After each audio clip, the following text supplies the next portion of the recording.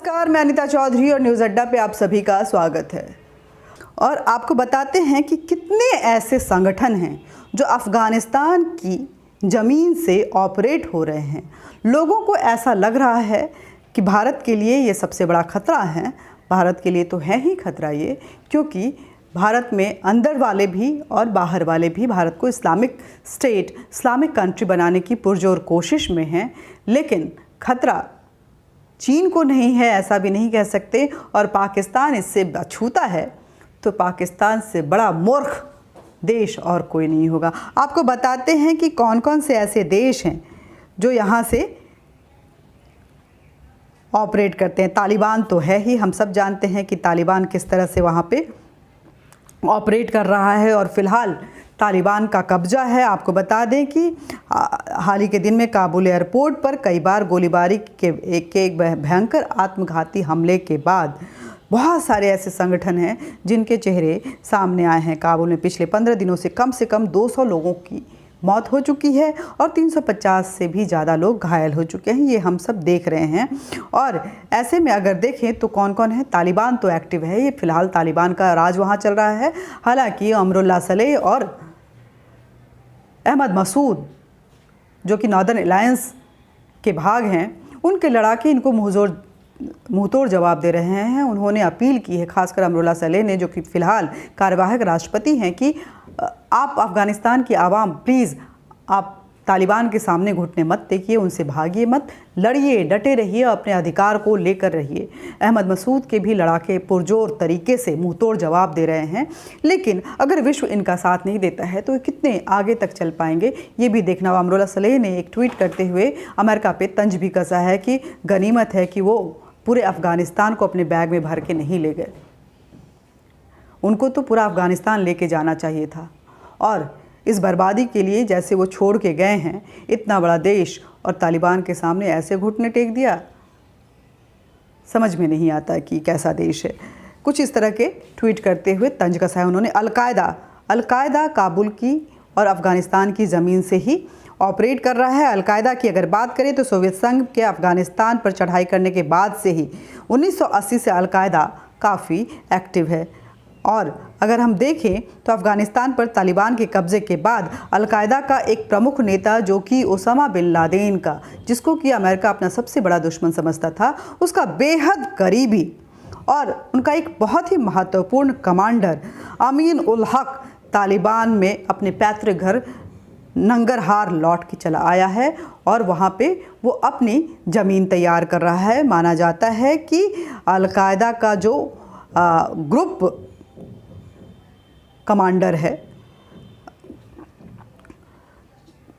वो भी फ़िलहाल अफ़गानिस्तान में है, जिसका नाम है अल जवाहरी, और अफ़गानिस्तान में ही रह रहा है। अफ़गानिस्तान में अलकायदा के अगर देखे जाए तो तकरीबन 800 से 1000 तक जो उनके जो आतंकवादी लड़ाके हैं वहाँ पे मौजूद हैं और वहाँ से वो सक्रिय हैं, पूरे देश में अपने मंसूबों को अंजाम दे रहे हैं। अल जवाहरी भी वहाँ पे है और अब तो अमीन उल हक भी पहुँच चुका है। ओसामा बिन लादेन को अमेरिका ने एबटाबाद में पाकिस्तान में मार गिराया था, लेकिन उसके नाम पे यहाँ अलकायदा ख़त्म करने आया और अल जवाहरी को यहाँ पे बैठा के रखा। और अब बात करते हैं दूसरे संगठन ATIM, east Turkmenistan Islamic movement. ये जो है चीन के ख़िलाफ़ काम करता है। चीन के उइगर जो मूल के मुसलमान हैं उनका एक संगठन है, जो कि 1998 से यहाँ पे सक्रिय है और वो अपने हक की लड़ाई लड़ना चाहता है चीन के ख़िलाफ़। चीन तालिबान से अपने रिश्ते इसीलिए बनाना चाहता है ताकि वो उनको मना सके कि इसको ख़त्म करो। लेकिन ये जो उइगर मूल के मुसलमान हैं जो चीन के ख़िलाफ़ अपनी लड़ाई लड़ते हैं, वो तालिबान समर्थक हैं और तालिबानियों के साथ रहते हैं।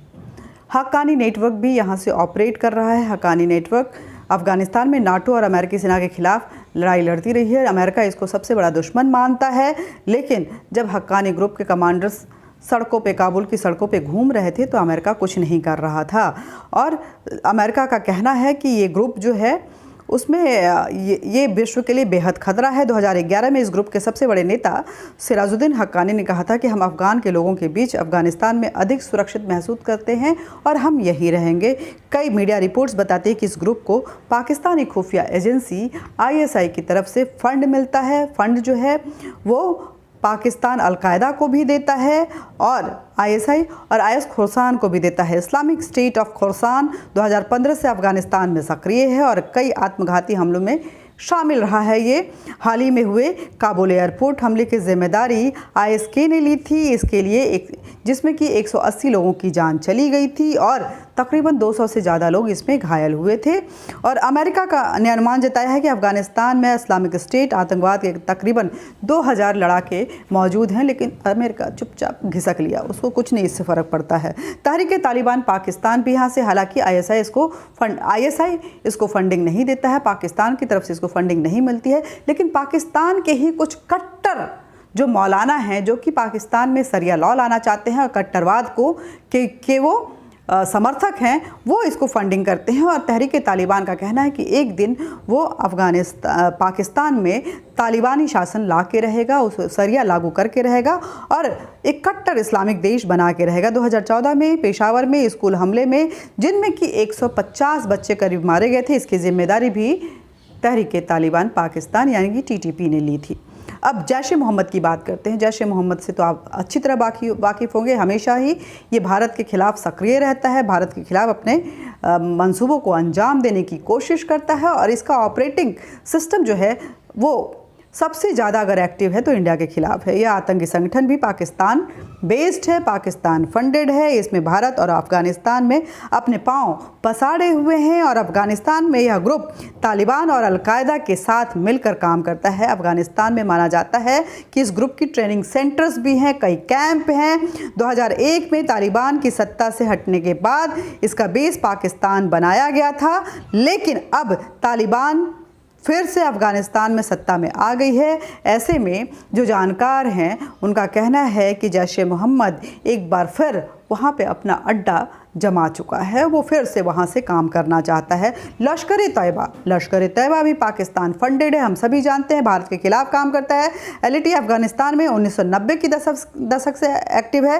हिज़्बुल्लाह की सत्ता को उखाड़ने के लिए ये जो लश्कर तैयबा है जिसका इस्तेमाल सोवियत संघ ने किया था, हिज़्बुल्लाह की सत्ता को उखाड़ने के लिए यह ग्रुप सोवियत संघ के साथ लड़ी थी और अफ़गानिस्तान में इस ग्रुप के कई सक्रिय ट्रेनिंग कैंप हैं जो अभी भी वहाँ मौजूद हैं। यह ग्रुप अफ़गानिस्तान में भारतीयों को टारगेट करती है, जो हिंदू और सिख मूल के लोग हैं उनको अपना निशाना बनाती है और भारत में भी कई आतंकी जो हमले हैं इस ग्रुप ने किए हुए हैं, जिसमें से 26/11 भी एक था, हम सभी जानते हैं। अफ़गानिस्तान के इस आतंकी गुट का अलकायदा, जैश-ए मोहम्मद और तालिबान से बेहद ही करीबी संबंध है। ये सारे गुट हैं जो वहाँ पे बेहद सक्रिय हैं और भारत के खिलाफ और मध्य एशिया के खिलाफ अपने मूवमेंट को तेज किए हुए हैं। शायद मध्य एशिया को एक बार फिर अमेरिका डिस्टर्ब करके रखना चाहता है। वो सैन्य अभियान को ख़त्म करने के नाम पे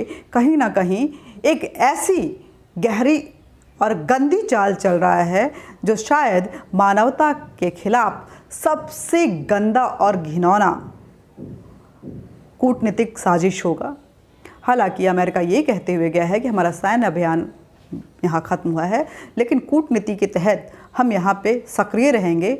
लेकिन जिस तरह से आतंकी संगठनों के सामने अमेरिका ने घुटने टेके हैं, आज पूरे विश्व में अमेरिका की साख दांव पे लगी हुई है। नमस्कार, जय भारत, जय हिंद। आपसे मिलते रहेंगे, बातचीत भी होती रहेगी। लेकिन अगर आपको मेरा ये वीडियो पसंद आता है तो ज़्यादा से ज़्यादा शेयर कीजिए, लाइक कीजिए, सब्सक्राइब कीजिए।